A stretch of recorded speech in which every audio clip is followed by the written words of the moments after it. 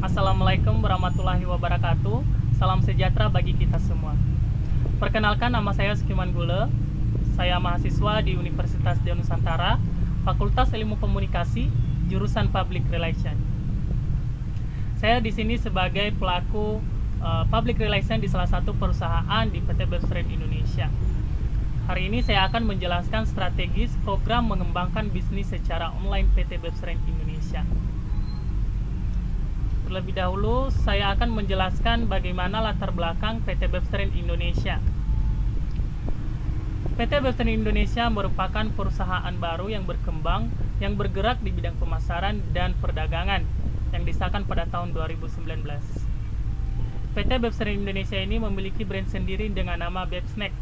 Kenapa perusahaan tersebut memberikan nama perusahaannya Bebsnack? Agar mudah dipahami dan dikenal oleh masyarakat luas.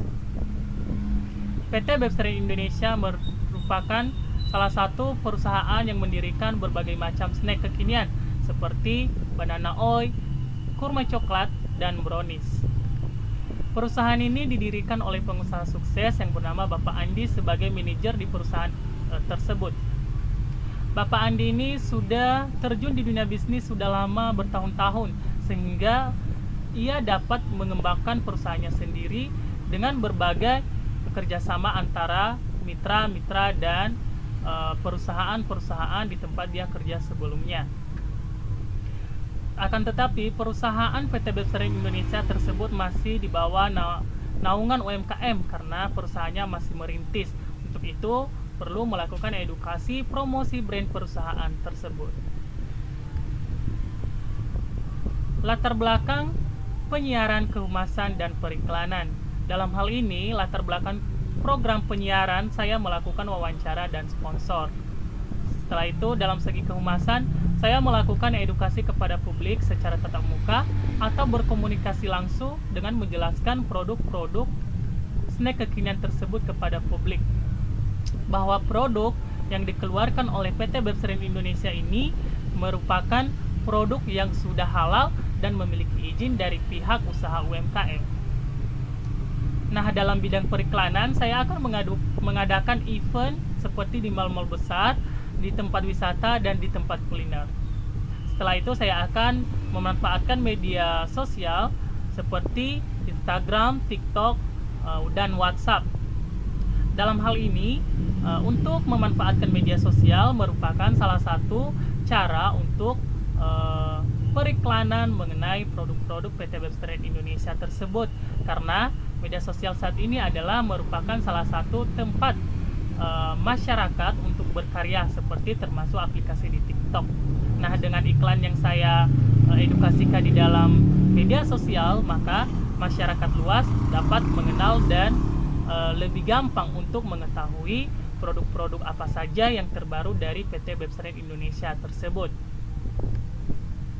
Nah, untuk tema programnya adalah memanfaatkan media online untuk meningkatkan terjualnya produk snack di masa pandemi COVID-19. Dalam hal ini, tujuan programnya adalah untuk menjalin hubungan antara customer dengan klien agar produk snack kekinian yang diproduksi langsung oleh perusahaan PT Bebstrade Indonesia bisa dikenal oleh masyarakat luas.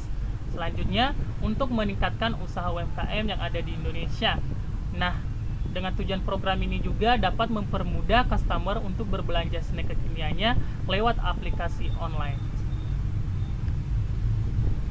Nah, untuk target audiensnya sendiri adalah target audiensnya seperti masyarakat umum. Nah, untuk masyarakat umum ini seperti dari kalangan anak kecil sampai yang dewasa. Karena untuk makanan snack tersebut adalah tidak ada batasnya, karena produk yang dikeluarkan oleh PT Bebstrade Indonesia ini, produk-produk mereka ini adalah original semua, karena diproduksi langsung di rumah oleh ibu-ibu rumah tangga. Nah, untuk itu produk PT Bebstrade Indonesia ini, snack-snacknya ini sudah aman dikonsumsi dari kalangan anak kecil sampai yang dewasa, karena tanpa pengawet dan pemanis buatan. Nah, selain itu di kalangan sekolahan. Nah, di kalangan sekolahan ini saya dapat memanfaatkan tempat-tempat penjualannya dengan seperti memasang booth di sekitar sekolahan tersebut, karena di kalangan SD, SMP, SMA juga masyarakat atau anak sekolah dapat mengenal yang namanya produk snack tersebut, apalagi snack PT Besar Indonesia ini merupakan snack kekinian. Nah, untuk target partner dan mitra, struktur partner dan mitra PT Besar Indonesia bekerja sama dengan PT Jasa Marga atau Persero sebagai pengurus area Res Cibubur, Tambun, dan Cikampek. Nah, dalam hal ini saya juga menjalin kerjasama antara PT Jasa Marga Persero di sini, karena perusahaan-perusahaan PT Jasa Persero ini adalah perusahaan mereka di sekitar lokasi di rest area Tambun. Nah, rest area Tambun itu sama Cibubur, Cikampek merupakan salah satu tempat beristirahat masyarakat yang sering lewat jalan tol. Nah, itu salah satu tempat yang sudah dijalin kerjasama selama ini, sehingga perusahaan PT Besar Indonesia ini dapat berkembang sampai tahun 2021. Nah, untuk kegiatan dan subkegiatannya yaitu setiap hari datang ke lapangan untuk menjual produk snack langsung kepada customer. Setelah itu penjualan online by from home dan melakukan pengiriman produk dengan memastikan produk yang dikirim ke customer sudah rapi atau siap dikirim. Nah, selain itu dalam kegiatannya melakukan penjualan personal seperti halnya dengan COD-an, atau tujuannya agar customer lebih yakin bahwa perusahaan tersebut sudah ada izin dari UMKM atau benar-benar perusahaan itu merupakan perusahaan yang baru berkembang. Nah, untuk timeline dan kegiatannya adalah dari jam 7.30 sampai jam 8 kami akan mengadakan rapat atau pertemuan singkat. Nah, tujuan mengadakan rapat tersebut adalah dengan mengetahui apa saja kelebihan dan kekurangan selama di lapangan, sehingga nanti kami dapat mengembangkan apa saja yang harus kami kembangkan dari produk-produk kami tersebut. Karena dengan saran dan komentar dari masyarakat, kami dapat simpulkan untuk menerima masukan tersebut, sehingga perusahaan kami dapat berkembang dan dapat diketahui oleh masyarakat luas. Nah, setelah itu dari jam 8 sampai jam 10.30 mengatur strategi untuk menjual produk barang agar tidak mengalami kerugian. Nah, setelah itu dari jam 11 sampai jam 4 kami melakukan backup barang masuk dan keluar. Nah, dalam hal ini kami melakukan backup tersebut agar kami mengetahui berapa saja barang-barang yang sudah keluar dan barang masuk, biar tidak mengalami kerugian. Untuk visualisasi, yaitu kami melakukan visualisasi grafik untuk mengecek peningkatan penjualan dari awal proyek sampai penutup buku setiap bulannya. Nah, kami melakukan grafiknya yaitu agar mudah dimengerti oleh manajer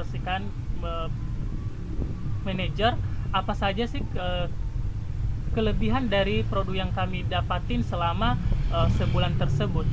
Nah, tujuan menggunakan grafik selanjutnya adalah untuk mudah melihat dan memahami fakta, tren, serta pola-pola kelebihan dalam kekurangan perusahaan. Nah, budgeting. Di sini harga barang produk kami buat per satu atau setiap topping rasa adalah 100.000. Nah, seperti banana oil 100.000, kurma coklat 100.000, brownie 150.000. Nah, kami targetin bahwa penjualan selama sehari itu harus 100 piece setiap per topping rasa. Nah, diperkirakan pendapatan dalam satu hari adalah 35 juta. Jadi 35 juta dalam 30 hari kami dapat 1 miliar.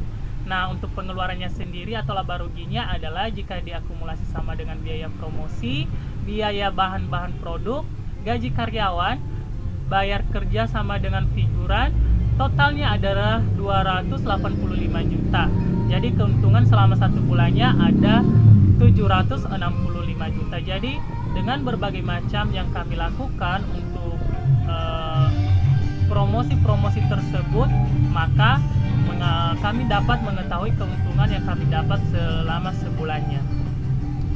Nah, demikian hasil presentasi yang saya sampaikan untuk hari ini.